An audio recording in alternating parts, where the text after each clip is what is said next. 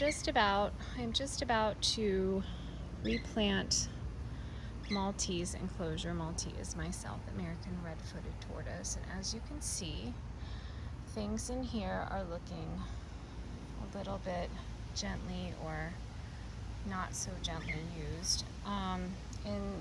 When we started the summer season, we had thick foliage all along the exterior. Where did it go? And these plants were lush and beautiful. I feel so sorry for them. And this particular fern, I woke up this morning and I don't know what happened last night, but it must have been a wild party.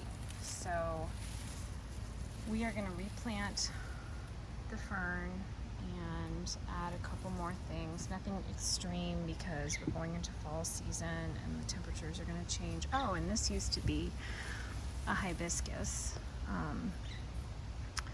You can see most of the hibiscus plant is now residing on the inside of my girl, probably being digested even as I speak. Just to give you a little bit of a contrast, if you're trying to decide what kind of tortoise or turtle species you might want to get, or what species your current situation might best accommodate, I'll give you just a little glimpse of the difference between, this is my box turtle's habitat, this is Bruce's habitat. I have had the same plants in here for probably the past 3 years. That elephant ear is new, and there you are. Hi. Oh, he's just hiding out his fern. Your fern looks very healthy, my love. He likes to go and run up in the top of his fern and perch in it. But this, I mean, I have replanted a couple things because we moved and not all the plants survived the move, but I mean, you can see it is a lush forest paradise in here, and it stays that way, and it regenerates, and it's very low maintenance. And then you can contrast that with what you just saw over here, which is the desert wasteland that is my 6-year-old Redfoot's habitat. So we'll be back in a minute and I will have replanted it. So you can see this is the fern that came out, an absolutely massive animal that just, it's not quite dead yet, but I don't know if I can salvage it. And some very sad former greens. And this monster right here is what I'm putting in, and this was the only fern left at Lowe's, literally the only one. So, and this is how I knew it was meant for Malti, because it is called the Macho Fern. And if there ever was a fern that Malti might not be able to immediately kill, it would have to be the Macho Fern. So we are going to put the Macho Fern into the habitat now. It's not actually a very long project. It took a lot longer to go to the store and actually find a suitable fern than it did to actually plant it. But you can see the Macho Fern is very macho. It is really a robust opponent, I would say, for my girl. And then I got a little asparagus fern over here in the corner. I've had really good luck with those. They are they're not spiny or spiky, but they're just, I guess they're just not very tasty, which is really kind of the defining characteristic of any kind of greenery that you want to survive. I mean, it's definitely very desirable to plant edible greens, but it's also good to plant some that aren't very tasty, safe for tortoises, because you can bet they'll try to sample them, but not particularly delicious. So they're kind of a snack of last resort, which I suspect is exactly what happened to the other fern that you saw last night.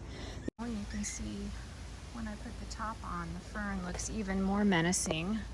I don't mean that in a scary way. This fern is perfectly safe for Malti to have and to sleep under. It's just, she needs to have some coverage to feel safe. And when you eat or sit on your entire fern, then you don't have any coverage, and then you wonder why you don't feel safe. So this will help. And then you see that little, I think it's an asparagus fern, it might be a foxtail fern in the corner, and just kind of holding down the fort, offering moral support, I guess.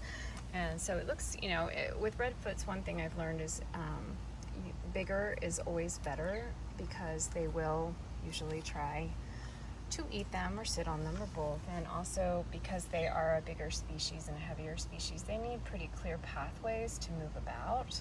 So this whole area, you know, for her that looks like a highway or at least a walking path. And so if I plant anything along there, she's just going to go walk over it or sit on it or stand on it and try to get out. And the same thing on this side. All these low hanging fern branches are probably going to end up being tonight's comfy tortoise happy hour seating.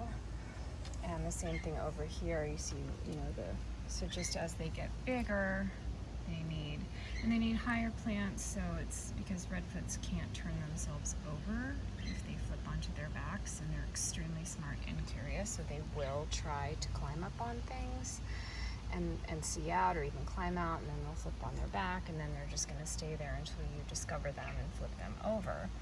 And so something that's higher and bigger and a little more robust is better for them, because there's less of a chance that they're gonna flip over. Okay, so that's just kind of a brief habitat replanting. It's definitely nothing like the project I do in the spring, which I will also try to capture for you when that happens. But at least you get kind of an idea for now to get you started.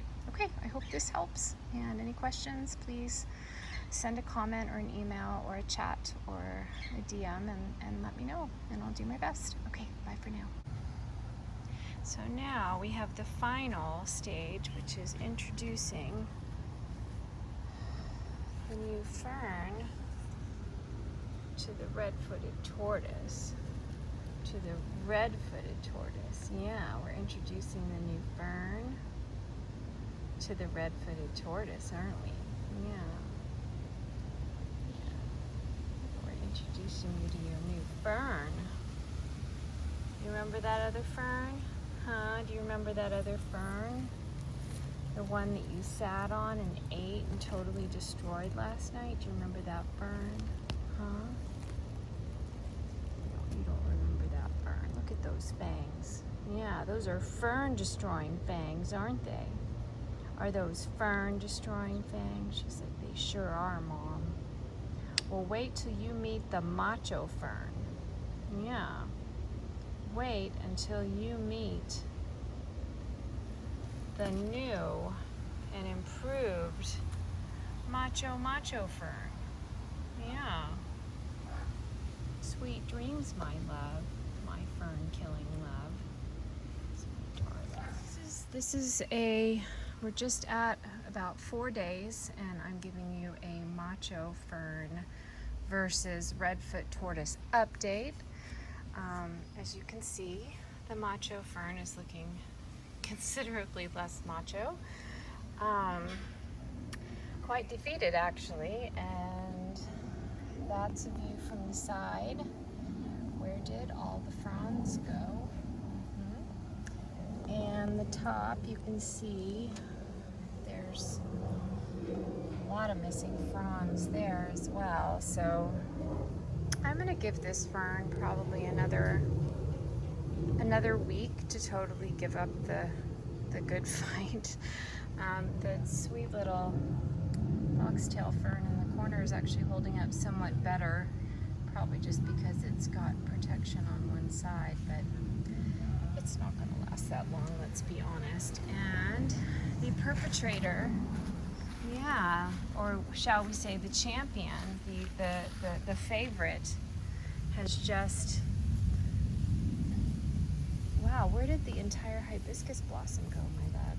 The champion in the Macho Fern versus red-footed tortoise, the reigning champ and the fan favorite, is blissfully unaware that $15 just bit the dust. $18 tax, yeah, yeah, yeah. I work hard so my tortoise can have a great life, right? Because she's worth it. She's